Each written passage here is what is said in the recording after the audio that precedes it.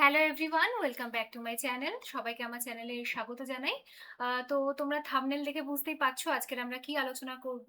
তো বেশ কয়েকদিন ধরে আমরা WBCS ফিজিক্সের মেইনসে জেনারেল সায়েন্সে ফিজিক্সে যে কোশ্চেন্স গুলো এসেছে সেগুলো আমরা আলোচনা করছি। তো আমরা 2019, 20, 21, 22, 23 আলোচনা অলরেডি করে ফেলেছি। তো এটা হচ্ছে আমাদের 2018 সালের কোশ্চেন সিরিজ। তোমরা যারা আমার চ্যানেলে নতুন তারা অবশ্যই চ্যানেলটা সাবস্ক্রাইব করে রেখে দিও আর বেল আইকনটা ক্লিক করে রেখে দিও। আর যারা আমার চ্যানেলে রয়েছো তাদেরকে অসংখ্য ধন্যবাদ। তোমাদের জন্য নতুন কিছু করার আমি চেষ্টা করছি। একদম নিউলি ওপেন আমার চ্যানেল, তো তোমরা আমার সাথে থাকলে সাপোর্ট করলে আমি আরো এন্থু পাবো এবং তোমাদের জন্য আরো বেটার ভিডিওস বানাবো। এবং হচ্ছে যারা WBCS ছাড়া অন্য যে কোনো এক্সামের প্রিপারেশন নিচ্ছ, অন্য যে কোনো কম্পিটিটিভ এক্সামের প্রিপারেশন নিচ্ছ, তারা অবশ্যই চ্যানেলটা ফলো করে রাখবে, কেননা তোমাদের জন্য আরো অনেক কিছু আসতে চলেছে। তো পিওয়াইকিউ সিরিজটা শেষ হয়ে গেলে, ফিজিক্সটা শেষ হয়ে গেলে আমরা কেমিস্ট্রি স্টার্ট করব। তো চলো আর বেশি কথা না বাড়িয়ে আমরা ভিডিওটা স্টার্ট করি। তো চলো প্রথম কোশ্চেনটা আমরা দেখি। দেখো 2018 সালে 18টা কোশ্চেন এসেছিল। সেই 18টা কোশ্চেনের মধ্যে প্রথম কোশ্চেনটা কি বলছে? প্রথম কোশ্চেনটা বলছে, if the current passing through a resistance increases by 2 times, the heat generated will increase by what? দেখো তোমাদের জিএসএ মেইনসে কিন্তু ইংলিশেই কোশ্চেন আসে, তাই আমি এখানে ইংলিশেই কোশ্চেনটা রেখেছি। বাট আমি বেঙ্গলিতে তোমাদেরকে বুঝিয়ে দিচ্ছি। বলছে যে current passing through a resistance, ধরো একটা রেজিস্ট্যান্স আছে, এখানে এই রেজিস্ট্যান্সটার মধ্যে দিয়ে কারেন্ট আছে, ঠিক আছে, কারেন্ট ফ্লো করছে। এটা রেজিস্ট্যান্স কত, 8। তাহলে through a resistance increase by 2 time, তাহলে যদি এই রেজিস্ট্যান্স মানে কারেন্টটাকে আমি 2I করে দিই, তাহলে the heat generated will increases by. তো একটা আর রোধের তারের মধ্যে দিয়ে যদি কারেন্ট আই ফ্লো করে উইথ অ্যাবাউট টাইম টি, তাহলে এখানে যে হিটটা প্রডিউস হয়, তো এইচ ইকুয়াল টু কি হয়, আই স্কোয়ার আর টি হয়। তো সিম্পলি এইচ ইজ হচ্ছে যে তোমার কি প্রপোর্শনাল টু আই স্কোয়ার। ঠিক আছে, এবার এখানে এইচ হচ্ছে যে প্রপোর্শনাল টু টুয়াইস আই এর হোল স্কোয়ার হবে, that is equal two H proportional to 4I square. তো আই স্কোয়ার থেকে 4 টাইম হয়ে যাবে, তো আনসার এখানে কি হয়ে যাবে, 4 টাইমস হয়ে যাবে। সো এটা হয়ে যাবে তোমার প্রথম কোশ্চেনের আনসার। ঠিক আছে, তো চলো আমরা সেকেন্ড কোশ্চেনটা আলোচনা করি। সেকেন্ড কোশ্চেনটা হচ্ছে যে, জাস্ট আ মিনিট, সেকেন্ড কোশ্চেনটা হচ্ছে atomic defect responsible for the reduction of bulk density of the material। দেখো Schottky effect, Frenkel effect, interstitial effect and হচ্ছে যে ইলেকট্রনিক এফেক্ট। ঠিক আছে, তো এই যে এফেক্ট গুলো রয়েছে, এই এফেক্ট গুলো কিন্তু তোমাদের মানে 11, 12 বা 9, 10 লেভেলের একদমই নয়, এটা কিন্তু গ্রাজুয়েশন লেভেল থেকে কোশ্চেন এসেছে। তাহলে তোমরা বুঝতে পারছো তো। তো কোন তো তা দেখতে তোমাকে পড়াশোনা করলে তুমি এটা পেয়ে যাবে। তো তোমার এখানে আনসারটা হয়ে যাবে শটকি এফেক্ট। কোশ্চেনটা কি বলেছে সেটা দেখে নি। Atomic defect responsible for the reduction of bulk density. ঠিক আছে, যে কোনো একটা সলিড ম্যাটেরিয়ালের কি হয়, ডেন্সিটি হয়।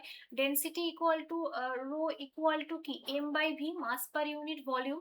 তো ও বলছে যে কোন কারণের জন্য, কোন ডিফেক্টের জন্য কোনো একটা ম্যাটেরিয়ালের বাল্ক ডেন্সিটিটা ডিক্রিজ হয়ে যায়। দেখো ডেন্সিটি মানে কি বোঝায়, যে একটা একক আয়তনে কতগুলো হচ্ছে যে তোমার মলিকুলস আছে, এখানে এতগুলো মলিকুলস আছে আর এখানে হচ্ছে 2-3টে মলিকুলস আছে, তাহলে কার ডেন্সিটি বেশি, এটার ডেন্সিটি বেশি হবে, এটার ডেন্সিটি কম হবে। যে কোনো সলিড সাবস্টেন্সের কি হয়, তার ভেতরে অ্যাটমস গুলো একটা হচ্ছে যে তোমার মানে কি বলবো, রেগুলার অ্যারেঞ্জমেন্টে বা ইরেগুলার অ্যারেঞ্জমেন্টে এগুলো অ্যাটম গুলো সাজানো থাকে 3D মডেলে। এখানে একটা ছবি দেওয়া আছে, দেখতে পাচ্ছ।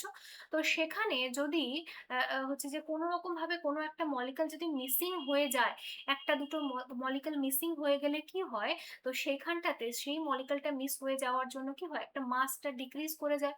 মাস ডিক্রিজ করে গেলে সেক্ষেত্রে আমার টোটাল হচ্ছে যে ডেন্সিটিটা ডিক্রিজ করে যায়। এই এফেক্টটাকেই কি বলা হয়, এফেক্টটাকে বলা হয় শটকি এফেক্ট। তাহলে তোমার atomic defect responsible for the reduction of bulk density of the material is known as কি শটকি এফেক্ট। ঠিক আছে, তাহলে দেখে নাও, এটার ব্যাপারে একটু তোমাদেরকে আমি ইমেজটা দিয়ে দিয়েছি। তো এখানটা দেখতে পাচ্ছ যে আয়নিক ক্রিস্টালের এটা হচ্ছে 2 ডাইমেনশনাল প্রেজেন্টেশন। আর শর্টকি এফেক্ট হলে কি হয়, এখানে দেখো অ্যাটম হচ্ছে যে কোনো কারণে মিস হয়ে গেছে, ইকুয়াল মিসিং হয়ে গেছে, equal number of cations and anions আর missing from their lattice side. সেটা কি 3 ডাইমেনশনাল যে এই যে সাইড মানে তোমার হচ্ছে কনফিগারেশনটাকে ল্যাটিস কনফিগারেশন বলা হয়। So the crystal remains electrically neutral. Electrically neutral থাকার জন্য কিছু ক্যাটায়ন অ্যানায়ন মিস মিসিং হয়ে যায় এবং ফর দিস মিসিং দ্য হচ্ছে যে bulk density of this material decreases. ঠিক আছে? Okay, so this is the Schottky effect. বোঝা গেল? তো চলো পরের নেক্সট কোশ্চেনটা আমরা আলোচনা করি। Question number 3।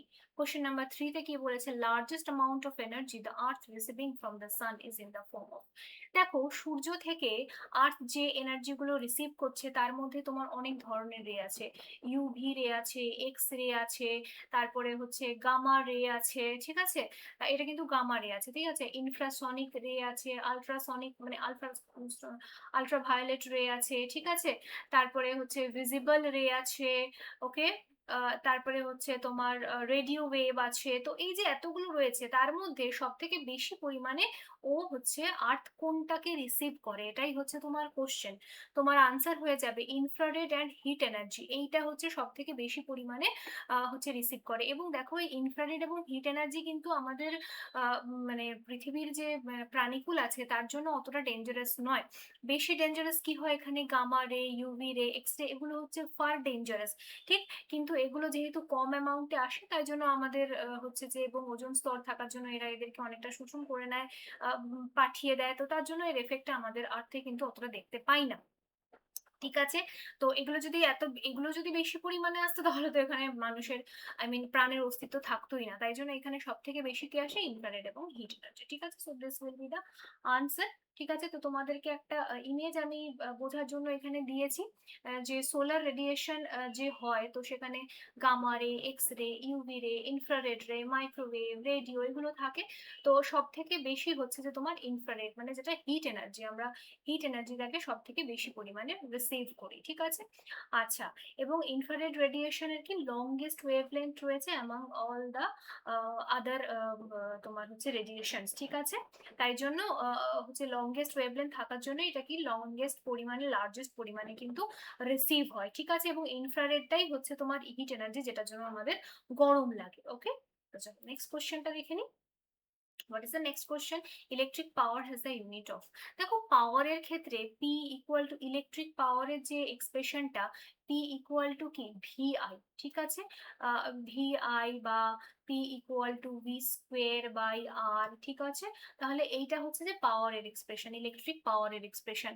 তো তার পাওয়ার মানে যে কোনো ধরনের পাওয়ার হোক না কেন, তার কি হয়? ইউনিট কি হয়? ভোল্ট তো তোমার হচ্ছে ভোল্টেজের ইউনিট, কুলাম কি? চার্জের ইউনিট, অ্যাম্পিয়ার কি? কারেন্টের unit. So the answer will be watt. ঠিক আছে? ওয়াট হয়ে যাচ্ছে তোমার হচ্ছে পাওয়ারের ইউনিট। ওয়াট মানে কি? Watt equal to joule per second. ঠিক আছে? Joule per second is equal to watt, and this is the SI unit. This is the SI unit of power. ঠিক আছে? এবার এটা যদি ডাইমেনশন বলে, ডাইমেনশন থেকে তোমাদের প্রচন্ড কোশ্চেন্স আসে। তো সেই ডাইমেনশন থেকে তুমি ওয়াট এর মানে পাওয়ারের ডাইমেনশন কি বের করবে? এটা কি? Joule per second. জুল মানে কি? এনার্জি। তাহলে M L square T to the power minus two. এবার ডিভাইডেড বাই পার সেকেন্ড, তাহলে আরেকটা 3 সেকেন্ড চলে আসবে। তাহলে এটা ডাইমেনশন হয় M L square T to the power minus three, and this is the thing. ঠিক আছে? এখান থেকেও তুমি কিন্তু কোশ্চেন এক্সপেক্ট করতে পারো, বিকজ ডাইমেনশন থেকে প্রচুর কোশ্চেন আসে। So let's go to the next question. 5 number কোশ্চেনটা দেখো। 5 নম্বর কোশ্চেনটা কি বলছে? যে which material is use for the production of automobile spring requiring high elastic property. দেখো, যে কোনো অটো, জাস্ট মিনিট, যে কোনো অটোমোবাইলের ক্ষেত্রে কি হয়? অটোমোবাইলের ক্ষেত্রে তোমার কি হচ্ছে, যে কোনো অটোমোবাইলের ক্ষেত্রে হুইচ ম্যাটেরিয়াল, কোন ম্যাটেরিয়ালটা ইউজ হয়, which material is used for the production of automobile spring, যেটা হচ্ছে আমার জার্কিংটাকে রিডিউস করে। ঠিক আছে? তো copper, steel, brass and all of the above. এখানে কিন্তু কোনটা ব্যবহার করা হয়? স্টিল ব্যবহার করা হয়। ঠিক আছে? তো তোমাকে দেখো এখানে আনসারটা আমি বলে দিয়েছি, দেখতেই পাচ্ছ, স্টিল ব্যবহার করা হয়। ঠিক আছে?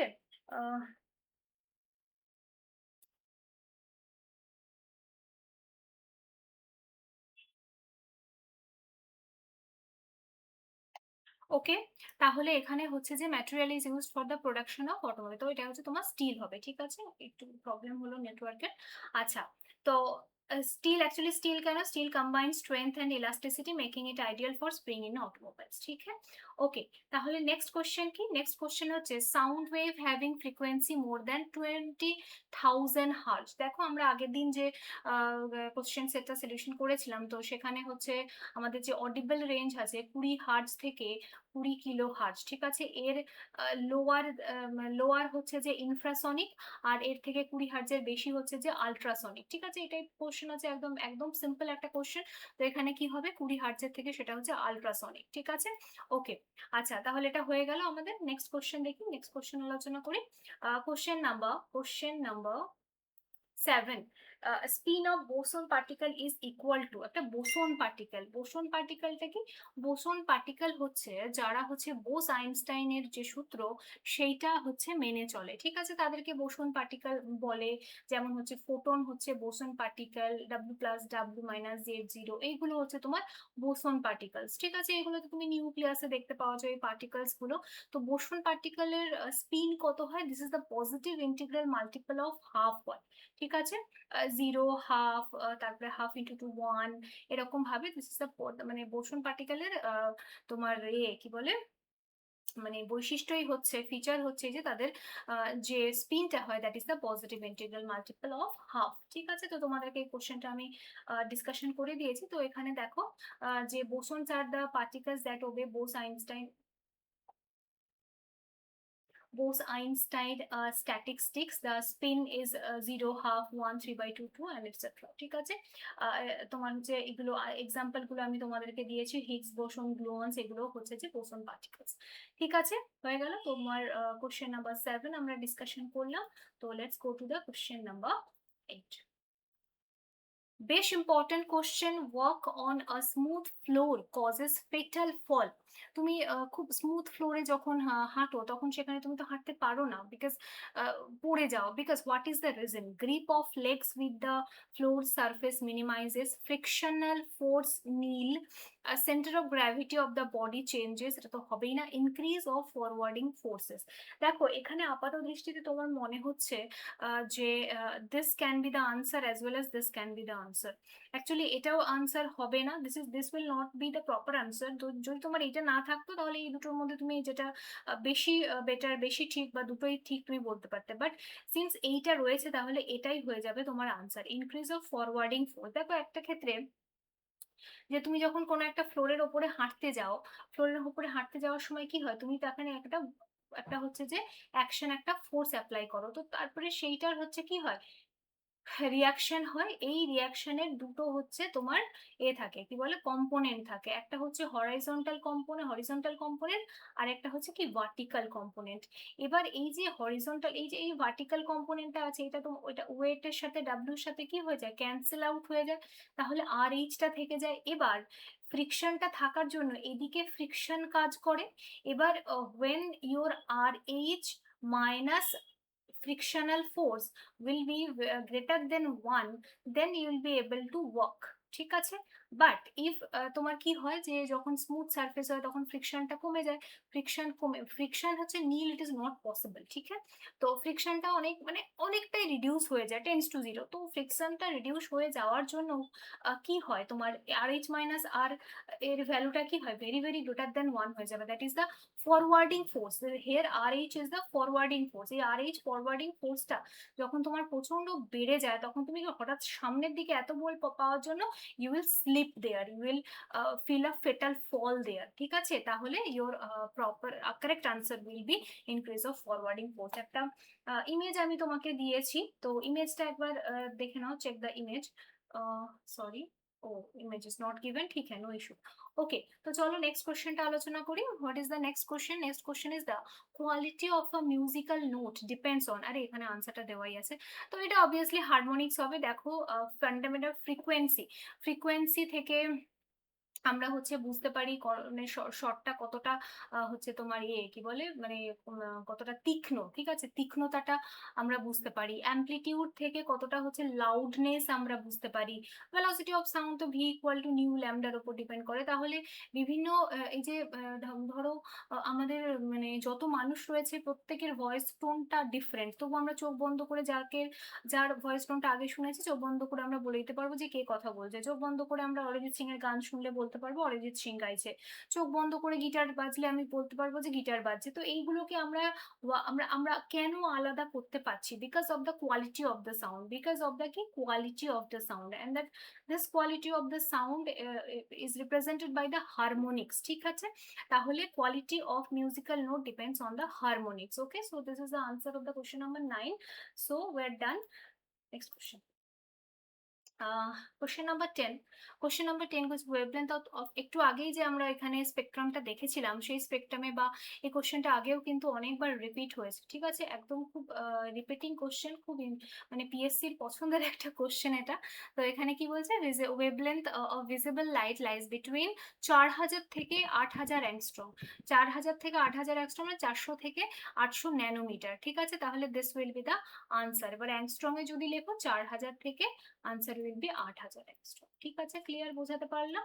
ওকে, এটা একদম মানে মুখস্থ থাকা উচিত তোমার। Next question, next question, next কোশ্চেনটা কি বলছে যে the pressure gauge used for measuring vacuum of the order of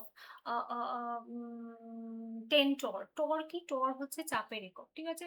টর কার থেকে এসেছে? বিজ্ঞানী টরিসেলির নাম থেকে টরটা এসেছে, বিকজ তিনি হচ্ছে যে মানে পারদস্তম্ভের যে চাপ, সেই চাপের মানটা বের করেছিলেন এবং সেটা যে এক্সিস্ট করে সেই এক্সপেরিমেন্টের সাহায্যে তিনি মানুষকে বুঝিয়েছিলেন। তো চাপের একটা একক রয়েছে, টর রয়েছে, অ্যাজ ওয়েল অ্যাজ পাস্কালও রয়েছে, ঠিক আছে না? তো টর একটা বার রয়েছে, চাপের কিন্তু অনেক ইউনিট রয়েছে, ঠিক আছে?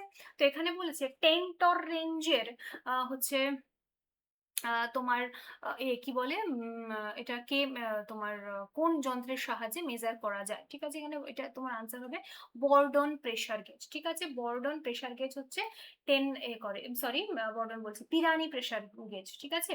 পিরানি প্রেসার গেজ হচ্ছে, এটা হচ্ছে তোমার পিরানি প্রেসার গেজ। বর্ডনটা আরেকটু ডিফারেন্ট টাইপের দেয়, পিরানিটা পিরানি হবে, ঠিক আছে? এটা হচ্ছে যে এই লেভেলের তোমার কি বলে প্রেসারের মেজারমেন্ট দেয়। প্রেসার গেজ মানে প্রেসার পরিমাপক যন্ত্র, অনেক ধরনের হয়, বিভিন্ন কম বেশি মেজারমেন্ট করবে সেটার উপর ডিপেন্ড করে বিভিন্ন ধরনের হয়। তার মধ্যে এই যে আমাদের কোশ্চেনটা 10 টরটা মেজার করতে পারবে, এটাকে পিরানি গেজটা মেজার করতে পারে, ঠিক আছে? নেক্সট কোশ্চেন দেখো, the device that converts AC to DC is called. AC থেকে এসি কে আমি কিসে কনভার্ট করব? ডিসি তে কনভার্ট করব। আমার এসিটা কিরকম দেখতে? এরকম দেখতে, ঠিক আছে না? আচ্ছা দাঁড়াও, আমি প্রপার ইমেজটা তোমাকে বানিয়ে দিই। আচ্ছা, তো এসিটা কি হয়? এসি হচ্ছে যে এরকম হচ্ছে তার এসির মানে এটা ওয়েভ মানে গ্রাফটা এরকম হয়। এবার ডিসি কি? ডিসি হচ্ছে যে একটা একদিকে তার ডাইরেকশন চেঞ্জ হয় না, ডাইরেকশন জিরো থেকে মানে ম্যাক্সিমাম মিনিমাম ম্যাক্সিমাম মিনিমাম হয়। তাহলে এটা হচ্ছে এসি, এটা হচ্ছে ডিসি, ঠিক আছে?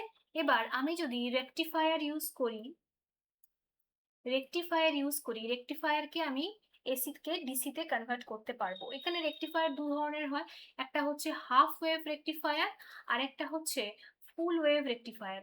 হাফ ওয়েভ রেকটিফায়ার করলে কি হয়, তোমার ওয়েভটা হাফ হাফ রেকটিফাই হয়। এটা রেকটিফাই হবে না, এটা রেকটিফাই হবে, ডাইরেকশনটা একই থাকবে। নিচেরটা রেকটিফাই হবে না, এটা ডাইরেকশন একই থাকবে, ঠিক আছে? এবার ফুল ওয়েভ রেকটিফায়ার কি? পুরোটাকে আমি রেকটিফাই করব, তখন এটা হলো নিচেরটা, এটা এটা এটা একই ডাইরেকশনে যাবে। তাহলে এটা হয়ে যাচ্ছে তোমার হাফ ওয়েভ রেকটিফায়ারের কাজ, ফুল ওয়েভ রেকটিফায়ারের কাজ, ঠিক আছে? এখানে একটা হচ্ছে ডায়োড থাকে, আর এখানে ফুল ওয়েভ রেকটিফায়ারে হচ্ছে দুটো ডায়োড থাকে, ঠিক আছে? একটা ডাইরেকশনটাকে চেঞ্জ করার জন্য দুটো ডায়োড দুটো রকম ভাবে কাজ করে। তাহলে এখানে ট্রান্সফরমার তো নয়, ট্রান্সফরমার কি করে? Step up transformer, step up down transformer রয়েছে। তো সে কি করে? ভোল্টেজটাকে আপ ডাউন করে, ঠিক আছে? রেকটিফায়ার হচ্ছে আমার কি করে? কনভার্টস এসি টু ডিসি, ঠিক আছে? আচ্ছা, তো চলো নেক্সট কোশ্চেনটা আলোচনা করি। We are done with this. Question number 13। Question number 13 এ কি বলছে? 13 এ বলছে the electrical resistivity of A semiconductor is. আচ্ছা, সেমিকন্ডাক্টরের ক্ষেত্রে আমাদের ক্ষেত্রে আমরা যখন কন্ডাক্টর পড়েছি, কন্ডাক্টরের ক্ষেত্রে কি হয়? টেম্পারেচার ইনক্রিজ করলে resistivity as well as resistance increase করে যায়। Because R equal to R0 1 plus alpha T. ঠিক আছে? Alpha del T. ঠিক আছে? আলফা ডেল টি তোমার হচ্ছে change in temperature, that is. তো এক্ষেত্রে কি হয়? রেজিস্ট্যান্স ইনক্রিজ যদি হয় তাহলে হচ্ছে যে আর ইকুয়াল টু কি হয়? Rho A by L. তাহলে আর বাড়লে রো বেড়ে যাবে। ঠিক আছে? বাট সেমিকন্ডাক্টরের ক্ষেত্রে কি হয়? সেমিকন্ডাক্টরের ক্ষেত্রে যখনই তুমি টেম্পারেচার ইনক্রিজ করছো, তখন কি হয়? তার হচ্ছে কন্ডাকশন ব্যান্ডে হচ্ছে তোমার ভ্যালেন্স ব্যান্ড থেকে কন্ডাকশন ব্যান্ডে ইলেকট্রন গুলো চলে যায়। চলে গেলে কি হবে? As well as number of electron গুলো যায় এবং as well as number of হোলও কি হয়? ওখানে ইনক্রিজ হয়ে যায়।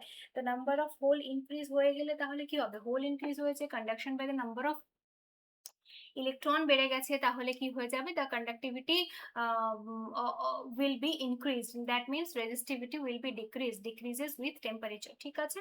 আচ্ছা, তাহলে এটাই হবে। তো এখানে রেজিস্টিভিটি যে সেমিকন্ডাক্টরের ক্ষেত্রে rho equal to rho zero E to the power EG by 2kT। এখানে কেটা হচ্ছে তোমার বোলজম্যান কনস্ট্যান্ট। তাহলে ঠিক আছে, তাহলে এখানে যেহেতু হচ্ছে rho is proportional to E to the power 1/t, তাহলে হচ্ছে টি এর সাথে কি হবে? রোটা হচ্ছে ডিক্রিজ হয়ে যাবে। টি ইনক্রিজ হলে ডিক্রিজ হবে, ডিক্রিজ হলে ইনক্রিজ হবে। ঠিক আছে? তাহলে হয়ে গেল আমাদের এই কোশ্চেনটা ডিসকাশন। নেক্সট কোশ্চেন দেখো, কার্নো ইঞ্জিন অপারেটিং বিটুইন, খুব মানে কমন কোশ্চেন এটা, হ্যাঁ না? যে কোনো এক্সাম বলো, কম্পিটিটিভ এক্সাম বলো, 11-12 এর এক্সাম, এটা গ্রাজুয়েশনে এই কোশ্চেনটা আসে। ঠিক আছে? তাহলে আমাদের লোয়ার টেম্পারেচারটা কত? টি কুল টেম্পারেচার কত? 27 ডিগ্রি সেলসিয়াস। তো আমি এটাকে কেলভিনে কনভার্ট করব, that is 27 plus, sorry, higher temperature hot টেম্পারেচারটা কত? That is your 127 degree Celsius. 127 plus 273। ঠিক আছে? তাহলে 200 300 400, 400 কেলভিন হবে। তাহলে এখানে ইটার আমার এক্সপ্রেশন কি? Eta equal to 1 minus TC by TH.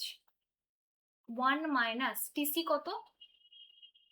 300 by 400। তাহলে 1 মাইনাস 3/4, 4 মাইনাস 3/4, 1/4।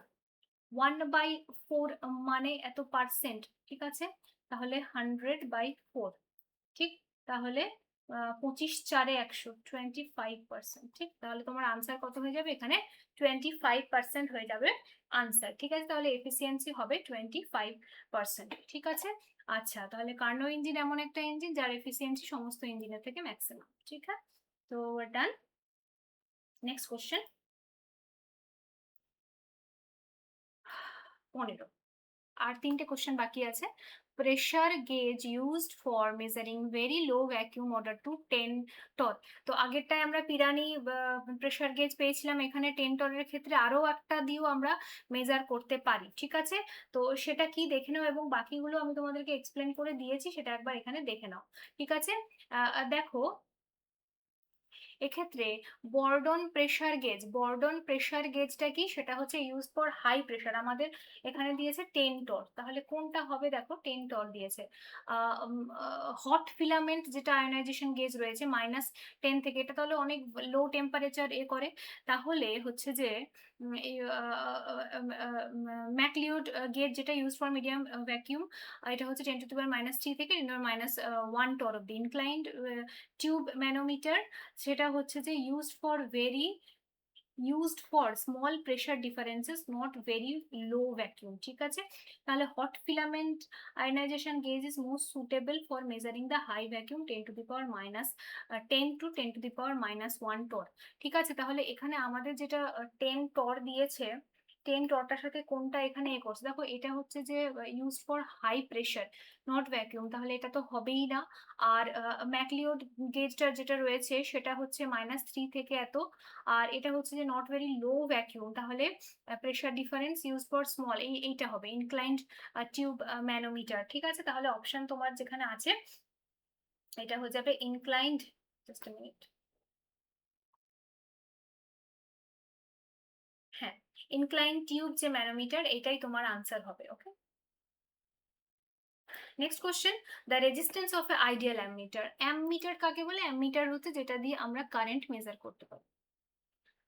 কারেন্ট মেজার করব মানে এর মধ্যে দিয়ে যাতে maximum number of electron flow করতে পারে সেটা আমাকে দেখতে হবে। That means the resistance of A an ammeter should be very low. If we are talking about the ideal ammeter, then the resistance should be very very very less. That means that should be zero. তাহলে এটা কি হবে? Zero হবে। If somebody ask you about volt meter, volt meter যদি হয়, volt মিটারের ক্ষেত্রে ideal volt মিটারের মধ্যে দিয়ে কি ভোল্টেজ আমরা মেজার করি, তাহলে এর মধ্যে দিয়ে কোনো রকম ইলেকট্রন ফ্লো করা যাবে না, কারেন্ট ফ্লো করা যাবে না। কারেন্ট যাতে ফ্লো করতে না পারে তাই resistance, resistance should be very high. For in case of ideal resistance will be infinite. ঠিক আছে, তাহলে এটা জিরো হবে। ওকে,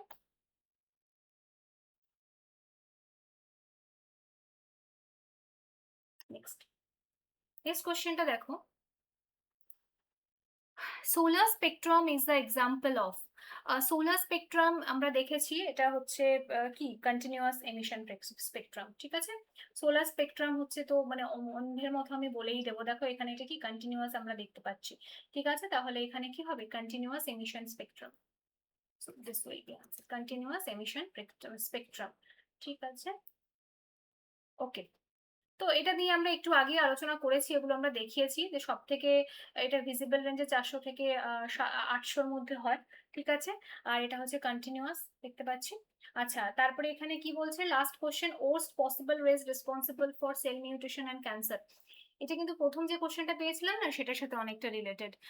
যে তোমার ক্যান্সারের জন্য কে দায়ী? রেডিও অ্যাক্টিভ এলিমেন্ট দায়ী। রেডিও অ্যাক্টিভ এলিমেন্ট থেকে বিটা, গামা, এক্স রে এগুলো বের হয়। ঠিক আছে, তার মধ্যে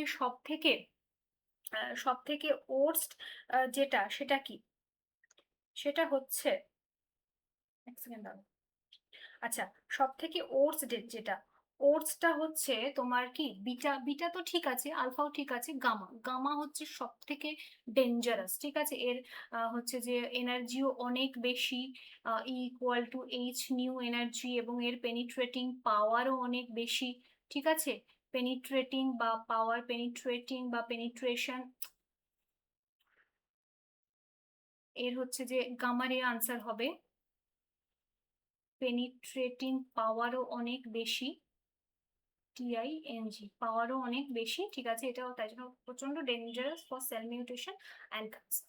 তো আজকের আমরা লাস্ট কোশ্চেনটা ডিসকাশন করে নিলাম। তো আজকের আমাদের ভিডিওটা এখানে আমি শেষ করছি। তো তোমরা অবশ্যই আমার সাথে থেকো, এটুকু রিকোয়েস্ট। এইটা পুরো লাস্ট 10 ইয়ার্স এর PYQs কিন্তু আমি আলোচনা করব, তারপরে প্রিলিমস এর আলোচনা করব, বেসিক নর্মাল ক্লাসেস তো হবেই। তো আজকের এখানেই আমরা ক্লাসটা শেষ করছি। সবাই ভালো থেকো, ধন্যবাদ। দেখা হচ্ছে পরবর্তী ভিডিওতে।